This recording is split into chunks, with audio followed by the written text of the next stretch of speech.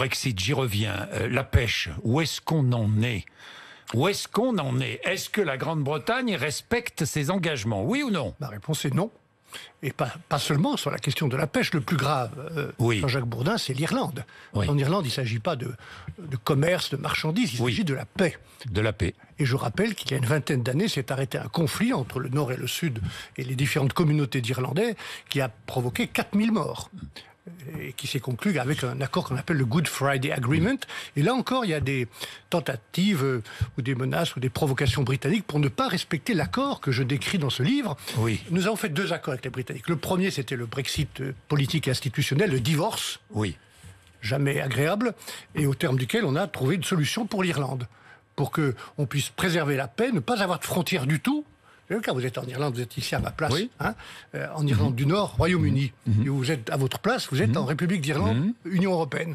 Et on ne peut pas faire de frontière entre les deux, parce que sinon la paix est mise en cause. Donc on doit contrôler, et donc on contrôle tous les produits à l'entrée de l'île. La pêche est le deuxième accord que nous avons fait toute fin de l'année, le 24 décembre, et là encore, il est très précis, 1400 pages sur l'ensemble des relations futures avec le Royaume-Uni, et la pêche, les pêcheurs français ont raison. Ils demandent simplement qu'on respecte cet accord et qu'on leur donne les licences dont ils ont besoin dans la Manche, autour des îles anglo-normandes, autour de Jersey. Et les Britanniques multiplient les contraintes. Mais que devons-nous faire maintenant? C'est retarder le protocole d'accord, l'accès au marché financier européen, par exemple? Non, ça aura des conséquences. Donc je recommande aux Britanniques de faire très attention. Il y a dans l'accord que j'ai signé des mesures de compensation.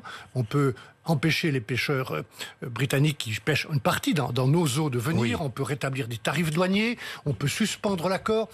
J'espère qu'on sera suffisamment intelligent des deux côtés pour partir de cet accord et garder un esprit de coopération. Parce que la vérité, c'est quoi, Jean-Jacques Bourdin? C'est que dans le monde qui vient, dangereux, instable, on l'a vu, injuste, on a plein de menaces devant nous. D'autres pandémies, le Covid, c'est pas la dernière pandémie, d'autres pandémies humaines et animales.